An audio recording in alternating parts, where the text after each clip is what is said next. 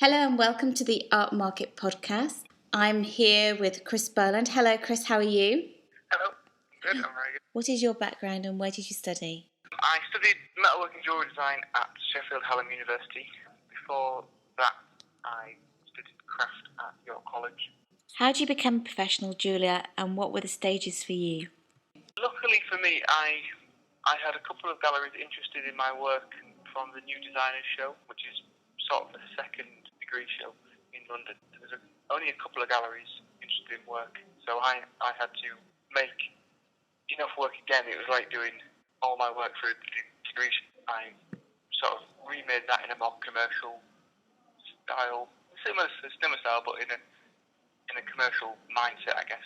And I think if it wasn't for that, the original galleries, I would have struggled to try and get back in. But I sort of just carried on from my degree show, and then never stopped making work since then. And I guess that's the trick. You just don't always make jewellery. So would you say that the galleries have kind of helped you and supported you and that's what's kind of grown your business? The galleries want you to succeed in their gallery, but you have to. The next stage is getting more and more galleries. If you want to go down the gallery route, which I did at first, so I built up from 2 galleries to 10 galleries, stocking galleries. But also then, I took a couple of years before I did craft shows. I think I was scared of doing craft shows. Then built up from doing 1 or 2 craft shows a year to now doing 10 to 12 shows a year. Do you think it's beneficial doing shows like the Art Market? Yeah, I try and do about half big national shows and half regional shows. I like doing shows because I like meeting my clients. When you sell through galleries, you get even galleries who give you very good feedback. You're getting that feedback sort of filtered. You don't see people's faces when they first look at your work, and that's what I benefit from most from doing shows. Is that interaction, and you learn. I learn a lot more about my own jewellery from interactions with customers. It's that one-to-one, and especially when you're looking to get commissions and things like that, and that's when you can come into your own and do something that somebody specifically wants for like a wedding and things like that. I think I get a lot of freedom when I do commissions because I have a very strong style. So if someone wants a ring, they would say, I've got this stone, can you do it? Can you make a ring or a pendant? And they sort of know my style, otherwise they wouldn't have approached me to do the work. They're not expecting it to be a flowery pendant or something. They know what I have a lot more. How did your style develop? Did it begin at university or did it happen afterwards? It was at university, yes. My final year degree show was all about the inclusions in gemstones and trying to externalise the internal structure of a gemstone into a piece of jewellery and then incorporating the inspiration for that jewellery into the piece. So I'd spent a lot of time looking through microscopes at the crystal structures, working from macroscopic photographs of inorganic structures, and slowly that sort of developed. How do you source your materials and how do you find your stones and things like that? Do you plan out for the year? Do you go away and kind of, because I know obviously you go collecting them, and so do you plan it out where you're going to travel and find these stones and then bring them back? As and when, really. So there's a few iron fairs around the country, so I visit them. I also find the internet very useful for ordering stones, all over really. I do get a lot of stones. There's a company which I use a lot who works, mine is in Brazil, and they cut them, and they sort of have the similar aesthetics to me, that all the stones are hand cut, and they're not scared of using included stones, which a lot of cutters will try and cut around the inclusion to create a clearer, brighter stone. Whereas I prefer the inclusions, and I think my customers prefer to know that. I think inclusions tell a story which is lost if you try and create a perfect stone. So at school, was you always interested in the origins of things and kind of geography and things like that, and finding out? Yeah. I think I was interested in science, definitely. Also, just making. I've always made things much more than drawing. I was was never the kind of kid who would always draw, but I would always make. I would always have things, bits of metal and stone in my pocket.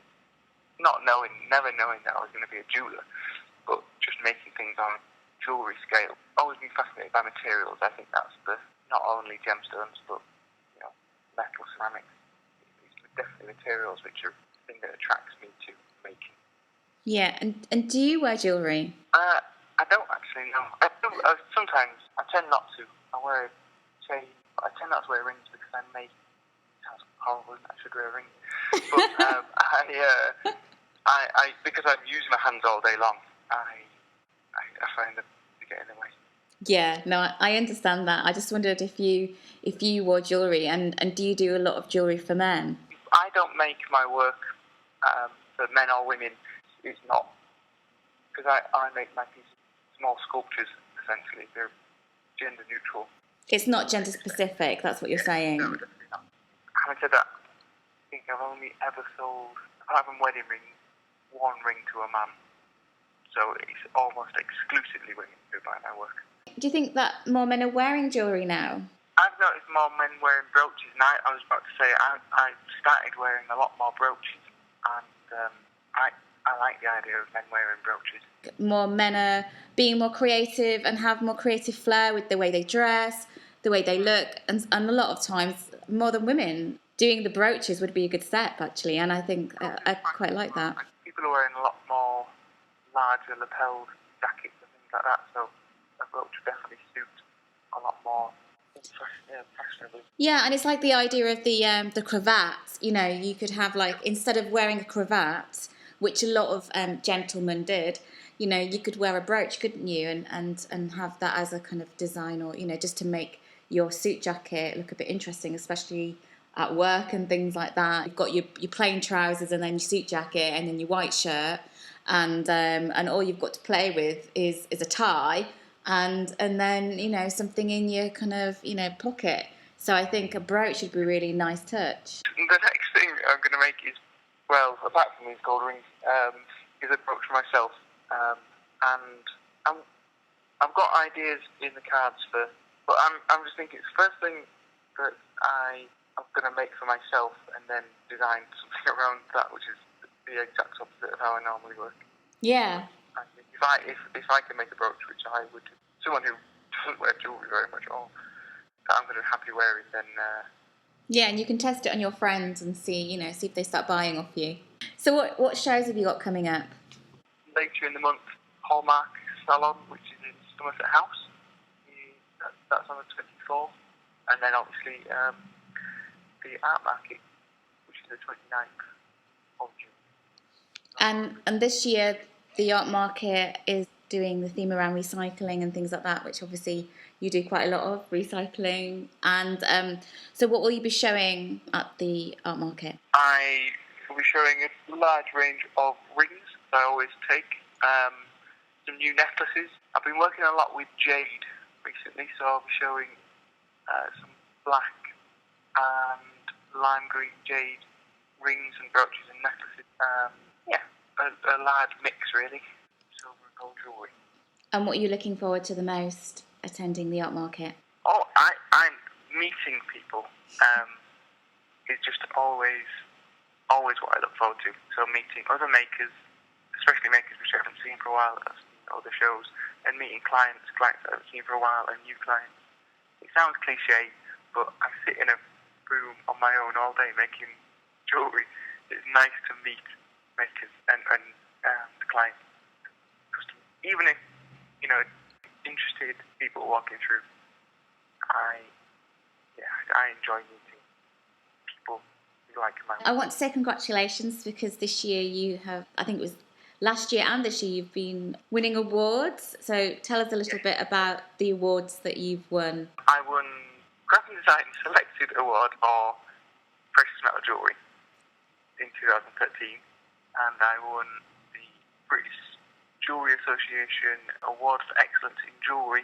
Brilliant. I think that's amazing. And before we started this podcast, obviously we were having a conversation about how modest you are, and don't really like mentioning about the awards. I think it's really good to have awards because it just shows that other people are appreciating your work. Yes, that's what I appreciate. Yeah, of course. You're just very modest.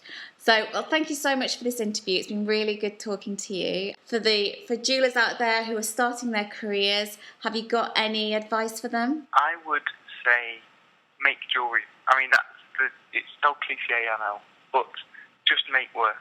That's the best way of learning. I would definitely say learn to make in silver. It's a lot easier. It's the easiest metal to work in. Learn to set stones, I would say, as well. I mean, I'm going to say that, I know, but being the biggest joy for me is learning to set stones. Do shows. Do things like the art market. Meet your customers. Don't rely on galleries.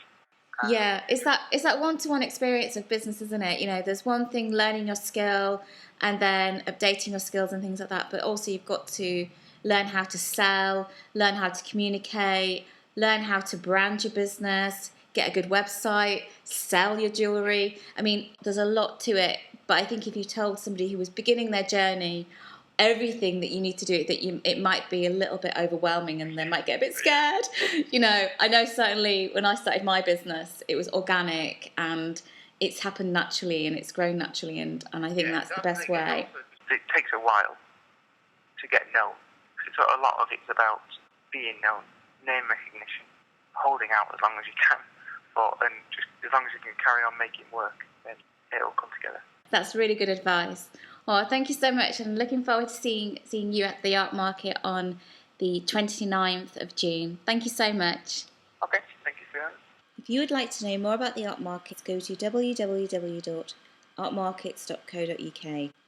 The art market starts on June the 22nd and to June the 29th at Holmfirth Indoor Market. There are 100 artists and designers showing their work and lots of interactive art activities happening with live music and refreshments on both Sundays. We look forward to seeing you there. Thank you for listening.